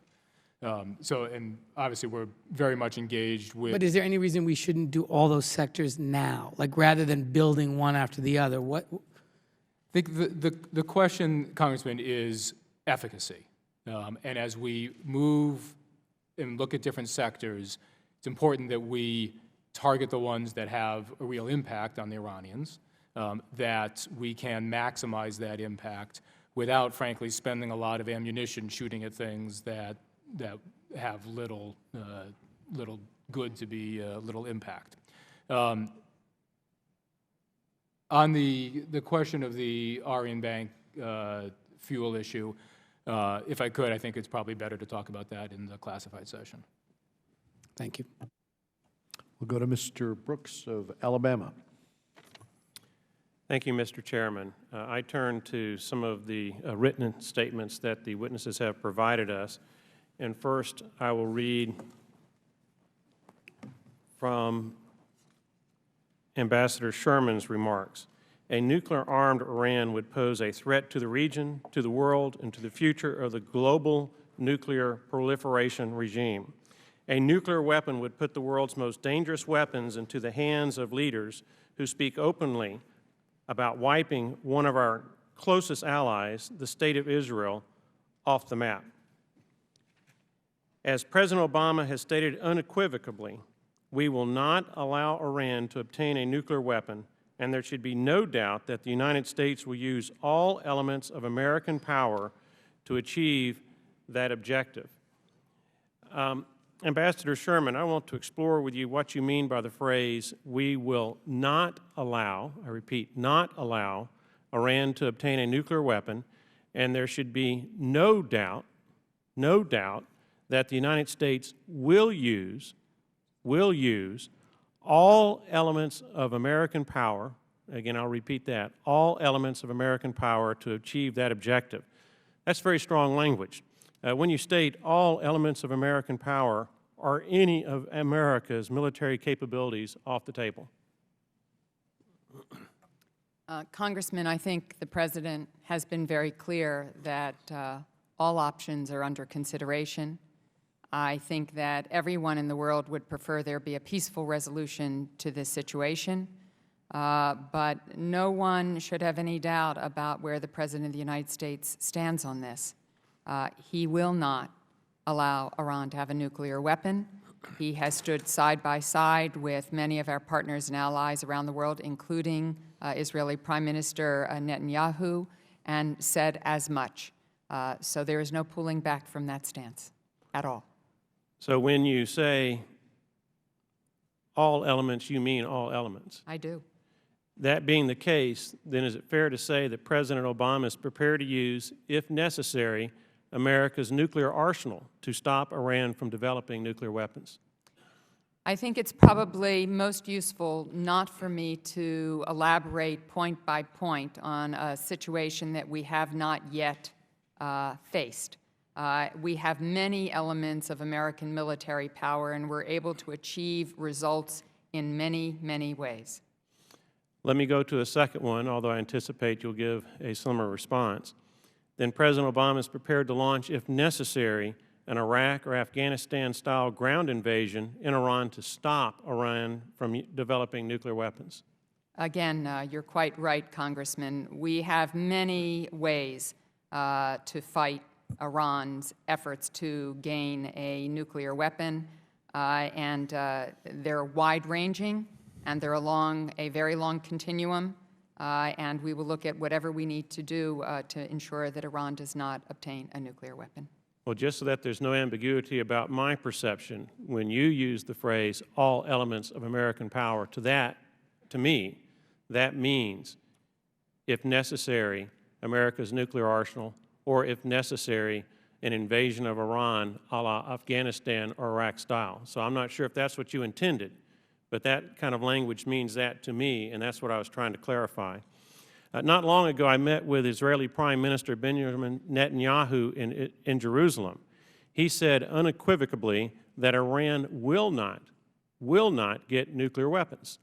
My question is, if Israel attacks Iran to destroy Iran's nuclear weapons program, will America back Israel up with direct military assistance in order to ensure, first, that Israel is successful in destroying Iran's nuclear weapons program, and second, to help ensure that Israel is able to protect itself from counterattacks? I think you've heard the President of the United States say, you've heard Secretary Kerry say, and I will say that we stand shoulder to shoulder with Israel, and Israel's security is important to us as our own security. And I think that you have seen in our support and Congress's generous support for Iron Dome that commitment in the recently agreed to new set of weapons sales to Israel. If I could interject, because I only have 15 seconds Mm-hmm. left. I understand that Israel is important, but my question is, will we back them up militarily? We have a relationship with Israel to ensure their security. Thank you, ma'am. Ms. Lois Frankel from Florida. Thank you very much, and thank you to the panel. And first, I want to just join with those colleagues who have commended your activities and the sanctions, economic sanctions on Iran, and I thank you for that. As many of my colleagues have already stated, Iran is the largest state sponsor of terror, lending support for Hezbollah, Hamas, and other anti-Western militant groups. Iran's extremist regime is also a gross violator of basic human rights that consistently suppresses political dissent through intimidation, imprisonment, and torture. And the international community is right to be gravely concerned by the possibility of this, what we hear as a radical, oppressive regime acquiring the world's most dangerous weapon. I'm not going to ask, there have been a lot of good questions today. I think a lot of people don't understand, not necessarily in this room, but that Iran's drive for nuclear weapons is a threat not only to the United States and Israel, but to the entire global community. And the question I have is this: could you tell us, in your opinion, what you think the effect of Iran getting a nuclear weapon would have on the proliferation of nuclear weapons in the Middle East and any other place in the world, and if you could be specific? And how would it, for example, affect negotiations with a country like North Korea? Congresswoman, I think you make a very important point, which is that we obviously don't want Iran to have a nuclear weapon because of what it might do with a nuclear weapon and how it would use it to project its power in the region and in the world, and the kind of world that Iran would want it to be, and the insecurity and instability that it would wreak havoc, not only in the Middle East, but much further, I believe. But also what it would mean in terms of additional proliferation, so that one could imagine that Saudi Arabia, Japan, even South Korea, Brazil, South Africa, many countries that had forsworn nuclear weapons might decide for their own security as a deterrence that they needed to have a nuclear weapon. And I think none of us would want to imagine a world where there were more nuclear weapons powers as against fewer of them. Indeed, the United States and Russia, which have the greatest arsenal of nuclear weapons, have been on a trajectory to reduce the number of nuclear weapons we have. And as the President said in his Prague speech, it may not happen in his lifetime, but he looks forward to the day when there aren't any nuclear weapons left. It is ironic, Congresswoman, that we had the last Almaty session, two sessions in Almaty, Kazakhstan, because Kazakhstan, in fact, in the early 90s, after the fall of the Soviet Union, gave up its nuclear weapons because it thought that it didn't bring them greater security, it brought them more insecurity. And that is indeed the fact for Iran as well. They should see it in what is happening to them now. They are getting economic insecurity, if not fundamental insecurity, because of their nuclear weapons ambitions. Mr. Carter, anything? I would add only that I completely agree with Undersecretary Sherman. Thank you. And Mr. Chairman, I would waive the rest of my time.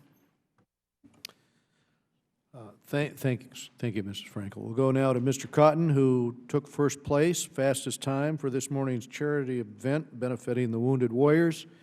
And I'll mention, in addition, the Cottontail Rabbits, which included bipartisan staff from this committee, also won top prize as fastest team. Mr. Cotton. Thank you, Mr. Chairman. As always, we work in a bipartisan fashion on this committee. Mr. Ambassador, are there IAEA inspectors at the uranium mines in Saghand and Gachin?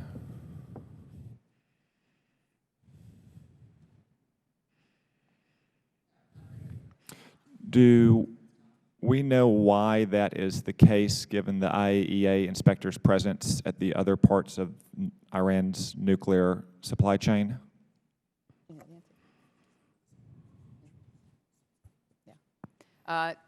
The young man who's behind me, Richard Nephew, is a technical expert in this regard, as is Dr. Jim Timby, who is with me. And the safeguards agreement of the IAEA only requires the presence at the most sensitive facilities, where we do have quite an extensive inspection regime. But indeed, one of the things that we want from Iran through the process with the IAEA is additional safeguards and additional monitoring. So we certainly understand your point. And indeed, as I think I mentioned in my testimony, the IAEA is meeting with Iran today, trying to move on a structured approach where they would agree on, in fact, what could then be inspected by Iran, by the IAEA. They have not been able to get that structured approach protocol agreed to, and there will be a Board of Governors meeting of the IAEA at the beginning of June, and my suspicion is there will be great disappointment in Iran's responsiveness. My point being that those start the supply chain, and it is possible that there are conversion facilities like the one at Esfahan or enrichment facilities like the ones at Natanz and Fordow of which we are not aware. Is that your understanding of my point? I do understand your point, and what I would suggest is that perhaps you hope your schedule will allow you to join the classified session. Thank you. Next question. We talk frequently about sanctions. Then that leads to talk of acts of war. On most occasions, we're talking about an offensive act of war, such as an airstrike or a strike with naval gunfire. There are also defensive acts of war under international law, such as a naval blockade. Do you have any assessment on the impact of Iran's economy as a whole or the nuclear program in particular of the effects of a hypothetical naval blockade? I do not, but happy to discuss it further in a classified session. Do you have any assessments of the scope and number of scientists working on Iran's nuclear program? Again, I would save that for the classified session. I have seen reports of cooperation, scientific cooperation agreements between North Korea and Iran. Those reports suggest something along the lines of the 2002 cooperation agreement that North Korea had with Syria that led ultimately to the destruction of the nuclear site in Syria in 2007. What is the scope of that potential agreement in your assessment? Again, we can talk further about the detail of any of this in the classified session. What I will say, and it follows up on what Congresswoman Frankel asked as well, we do know that the DPRK watches what happens to Iran, and Iran watches what happens to the DPRK. We know historically about times where either directly or through other conduits there has been cooperation among countries. Everyone is very well aware of the history with Pakistan, for instance, and AQ Khan in a network of proliferation. So it is very important, and we think very carefully about where there may be interactions that affect one or the other of these situations. But happy to discuss it further in a classified session. Shifting slightly somewhat, the President in the past called Syria's use of chemical weapons a potential red line or game changer. Given our reaction now that our intelligence services, as well as those of allied Western governments, have confirmed the use, at least on a limited scale, of chemical weapons in Syria, do you see potential for Iran's government being emboldened to believe that perhaps our words are not as strong as we would suggest? I actually don't think that's happening at this time, but you're welcome to get the IC's assessment when we do meet in a classified session. What I would say is the intelligence community, as we published, has agreed with varying levels of confidence that chemical weapons were used in small amounts in at least 2 instances in Syria. But having high confidence in the intelligence community, for which I have great admiration, is not, in fact, all that one needs to take some of the actions that many people have contemplated. And the President wants to be very prudent about the steps he takes, as he should be. We have unfortunate experience in our history where we've taken action and it turned out that the intelligence assessment was either misinterpreted or not accurate. And so I think he is being very thoughtful about how he is proceeding here. But rest assured, we are gathering additional data and making additional judgments. Thank you, Mr. Cohen. My regrets, but thank you for your service. Thank you, Congressman. Let's go to Mr. Keating of Massachusetts. Thank you, Mr. Chairman. Secretary Cohen, thank you for the time you've taken today in your testimony. I'd like to follow up on an issue that's been raised before the Departments of State, Commerce, and Treasury by members of this committee, as well as by members of the Permanent Select Committee on Intelligence, regarding reports that 2 Chinese companies, Huawei and ZTE, have exported millions of dollars worth of sensitive technologies used to restrict and censor freedom of speech within Iran. In a report issued earlier this year, the U.S., China, Economic Security Review Commission referenced the Reuters investigation in which it said that ZTE provided Iran with over $130 million in communication surveillance equipment, as well as some U.S. IT products, and subsequently agreed to transfer additional embargoed U.S. communication system. Now, under Section 106 of the Comprehensive Iran Sanctions and Accountability and Divestment Act, U.S. government agencies are banned from procuring goods and services from a company that exports technology to Iran that's used to disrupt, monitor, or restrict Iranian nationals' freedom of speech. Can you provide us with an update as to whether or not the Department of Treasury has found that these companies should be subject to the procurement ban under the system? Can you elaborate further on Section 106 and how it can be used to better ensure freedom of speech in Iran? And are there examples of the effective use of this? Well, Congressman, I am aware of the inquiry with respect to ZTE and Huawei. In part, I think we should follow up on this in the closed session, but I can say that this is an issue that we have looked at very carefully. We are committed here at Treasury as well as the State Department to implementing, and Commerce also has a role in implementing Section 106 of CISADA, in implementing that provision when we find evidence of a violation and taking the steps to, that are spelled out in the statute. More broadly, we have in place a number of authorities that address the use of information technology by the Iranian regime to abuse the human rights of its citizens, to affect their ability to communicate, to monitor their activities. We have applied sanctions under what's known as the Gravity Executive Order, which is focused on the abuse of information technology on close to a dozen entities. And we are looking very carefully at what is coming up with the elections in Iran in the next several weeks to see whether the Iranian government uses its control over the information networks in Iran in a way that would lend themselves to additional actions under those authorities.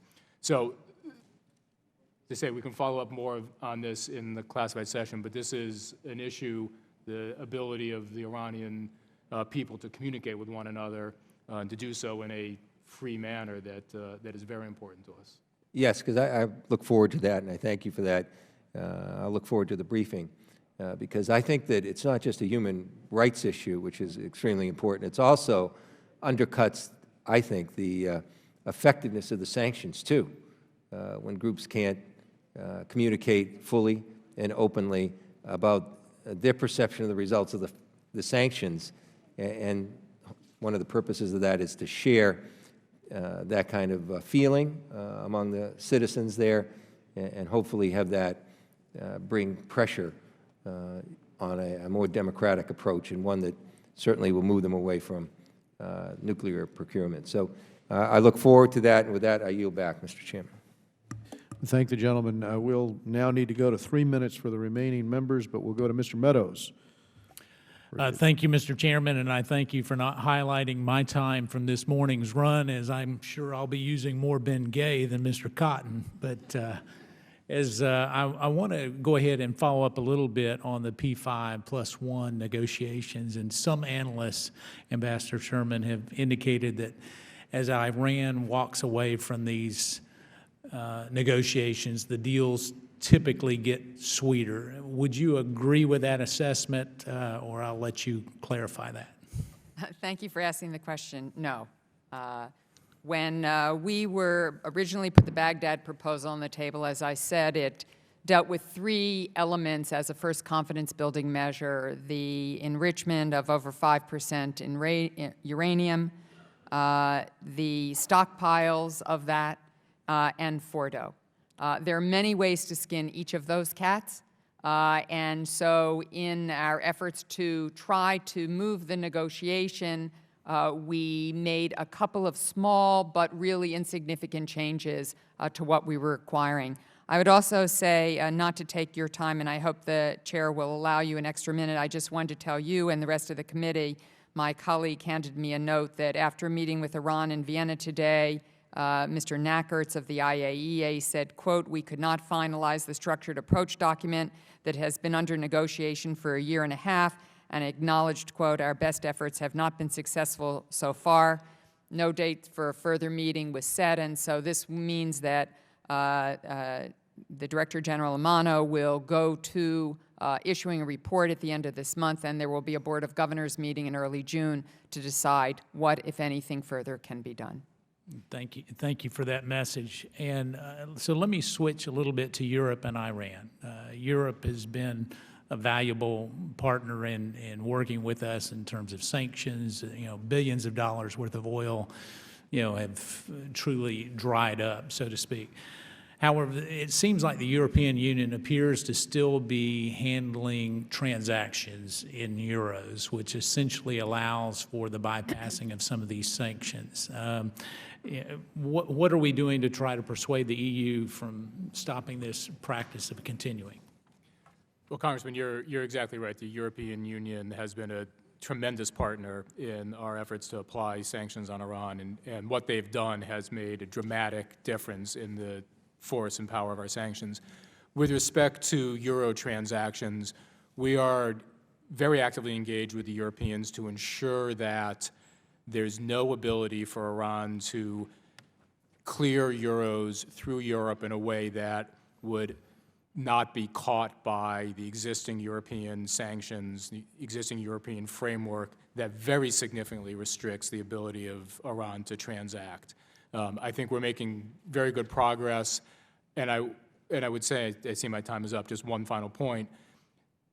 The ability of Iran to move euros through Europe depends on, in the first instance, some country, some financial institution violating our sanctions, in particular the sanctions that went into effect on February 6th.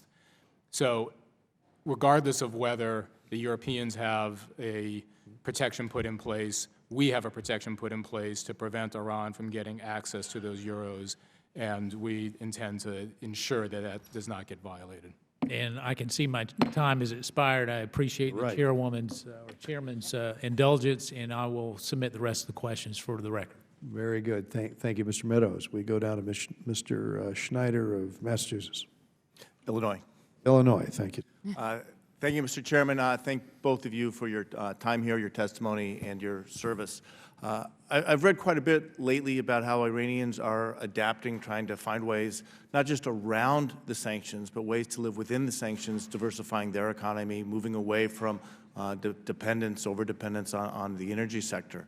I'd be curious, Mr. Cohen, you talked about, to me, it's a sense of increasing the intensity, the force and power of the sanctions, as well as the frequency or closing the time between ratchets as we increase that intensity. What efforts are there to eliminate the ability of the Iranians to adapt their economy so the sanctions take less bite? What opportunity is there to increase the pace as we go forward? Well, Congressman, I think that it's a very good question, because there is reporting that you see in the press about, Ahmadinejad in particular saying, and the Supreme Leader saying, we need to move away from an oil economy. We need to, transform the Iranian economy and not be so dependent on oil revenue. Frankly, if they are ever able to do that, it's not going to be anywhere close to the near term. They are hugely dependent on their ability to sell oil.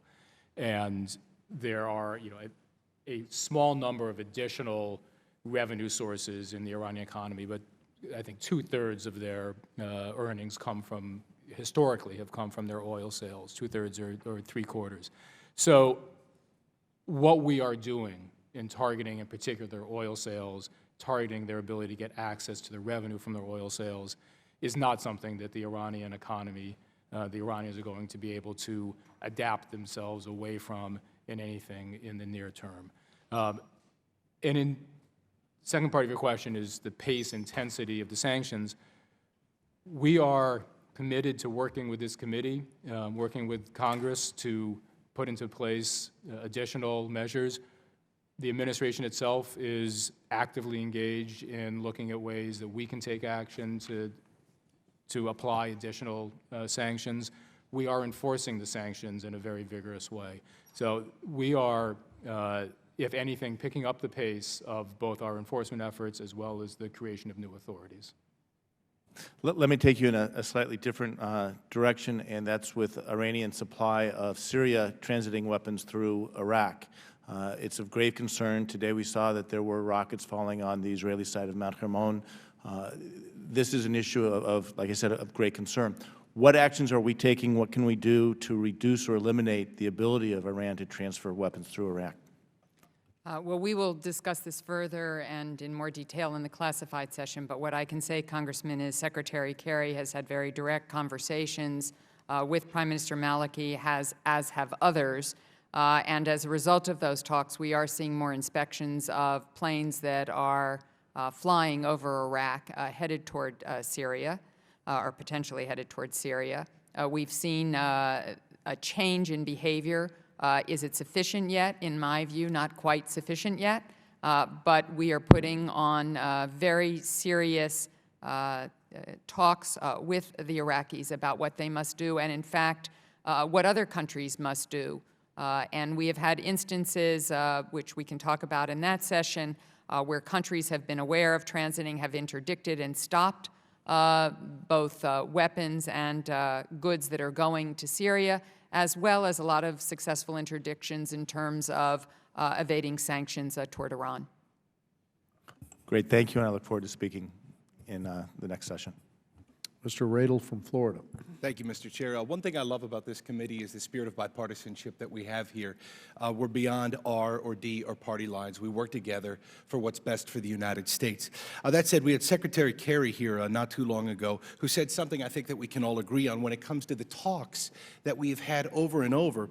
He says, the talks, quote, cannot be allowed to become a process of delay which in and of itself creates a greater danger, end quote. Let me take a step back here for a second. When we look at North Korea, for example, we've seen decade after decade, talk after talk, now a change of regimes from father to son, and yet we are still threatened by this dictatorship of North Korea. The only American contact I think we've had is Dennis Rodman showing up there to play some basketball. Look, I love Rodman as much as the next guy, having lived in Chicago in the 1990s. But I don't think that he's fit to be an ambassador or representative of the United States.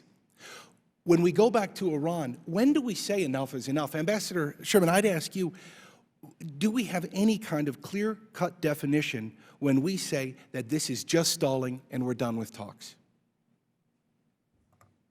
Congressman, it's, I wish it were a simple equation, but it's not, because we have to constantly calculate where Iran is in their nuclear program, which we can discuss in detail in the classified session.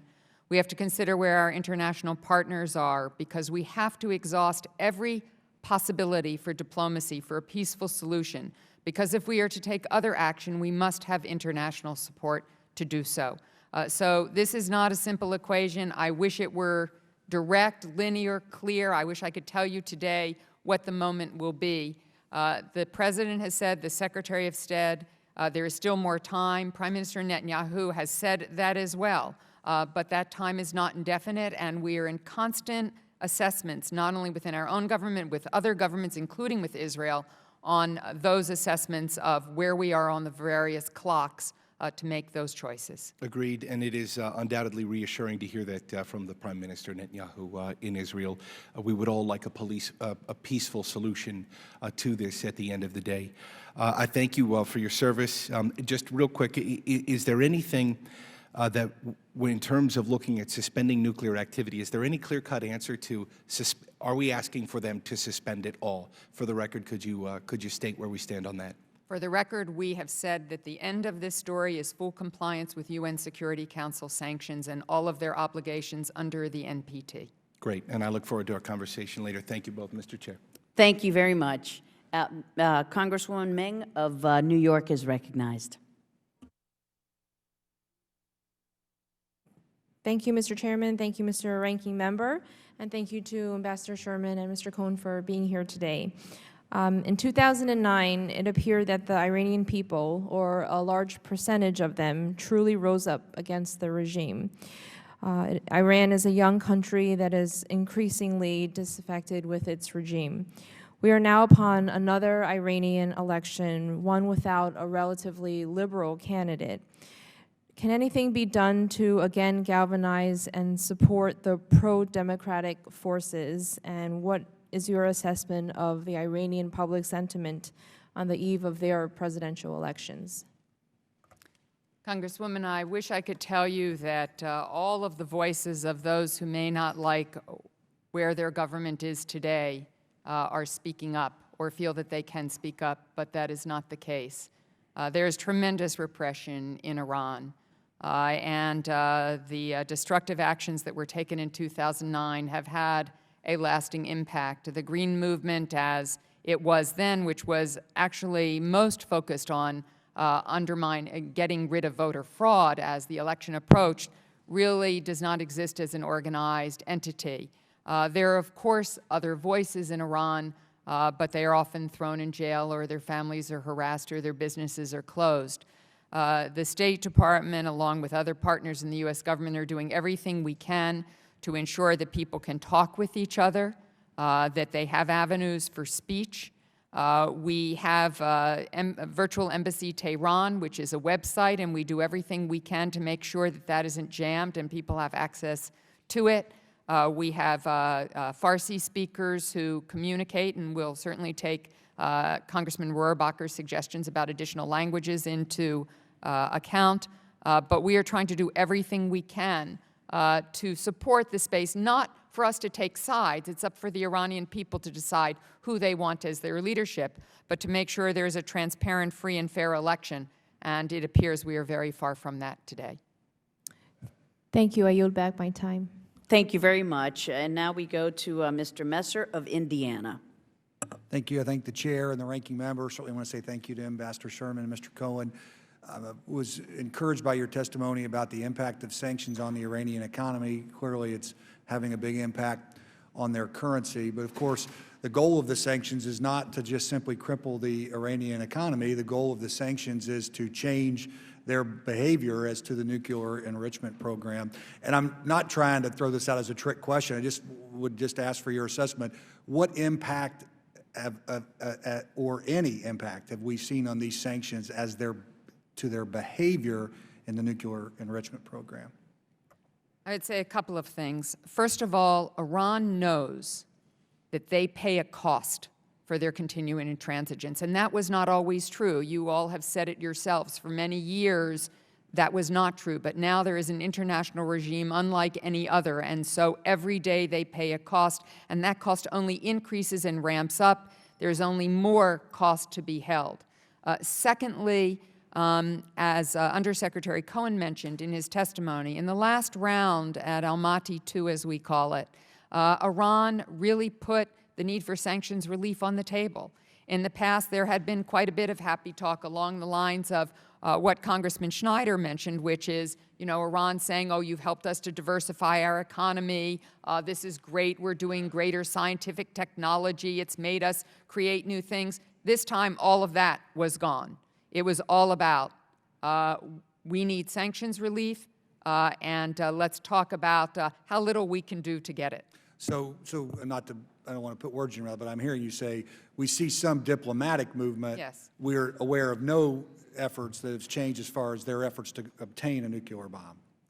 No. I think I said earlier, my own assessment, and we can talk in the classified about the intelligence community's assessment, is that the Supreme Leader has not made the strategic decision to really give his people what they need, which is security and prosperity, rather than face the continued costs it's bearing. And just to follow up in my limited time, kind of following up on the comments by Representative Ming, do we have any indication that public sentiment in Iran, do they blame the West for their economic troubles, or are they beginning to understand it's their own leadership's fault?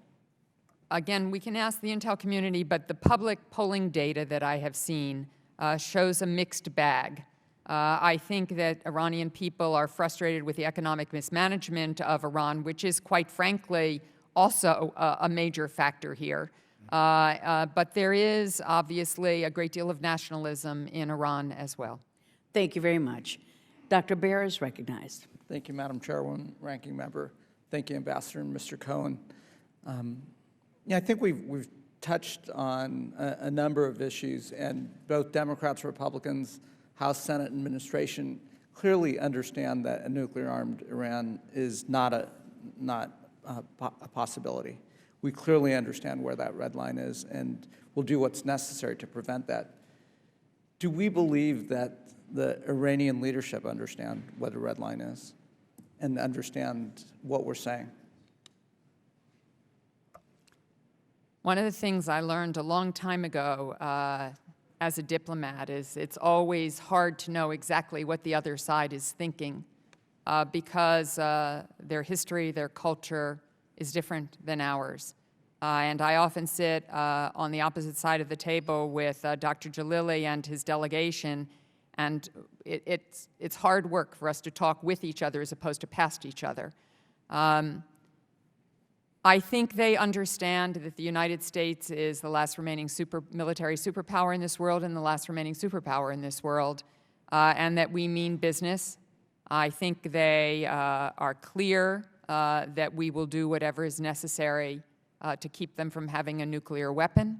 But at the same time, this is a culture of resistance that has faced much in its history. So I wish I knew with exactitude the answer to that question. Thank you. Now, let's assume we're successful in preventing Iran from developing and obtaining their own nuclear technology. We've, in this committee, have talked about North Korea, and we've touched on it. And is there any evidence that there is conversation between North Korea and Iran, or any technology transfer that's going on? As I said a few moments ago, I'm not sure you were here yet, Congressman. I think we should talk about this further in the classified session.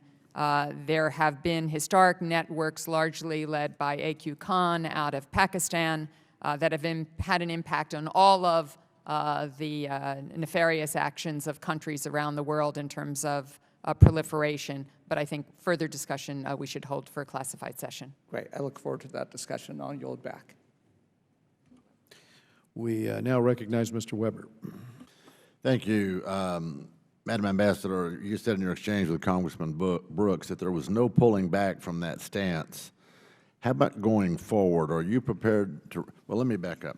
You read a statement from today that said we've been at the negotiation table for 1.5 years. Do you believe we have another 1.5 year time frame before they get the nuclear weapon capability?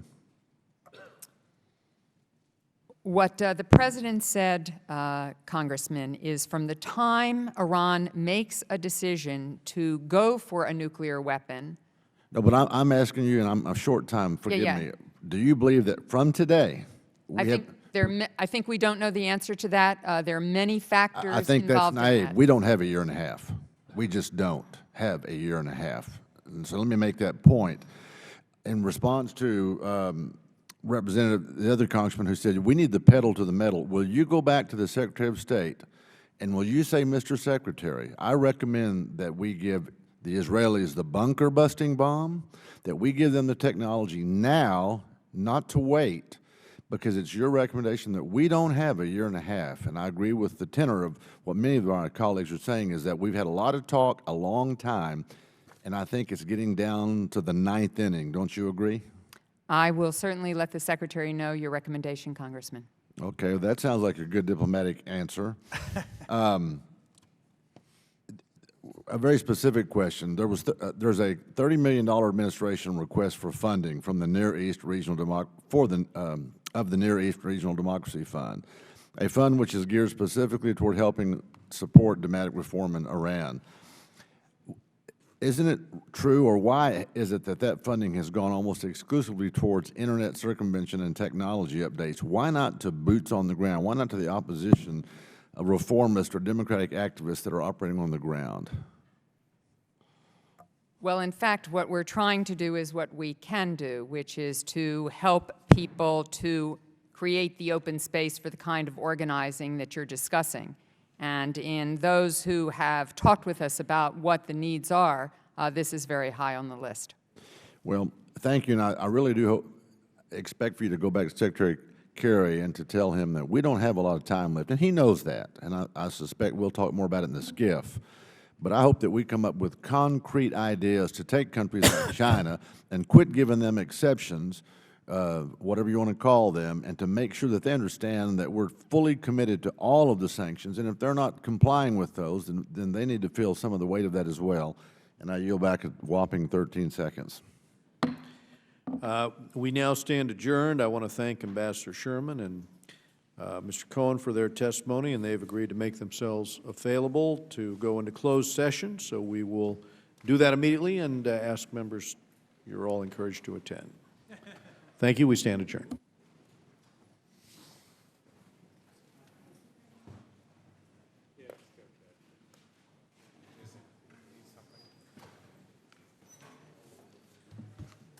Find your candy, sir? We'll send some over later. Where's the candy?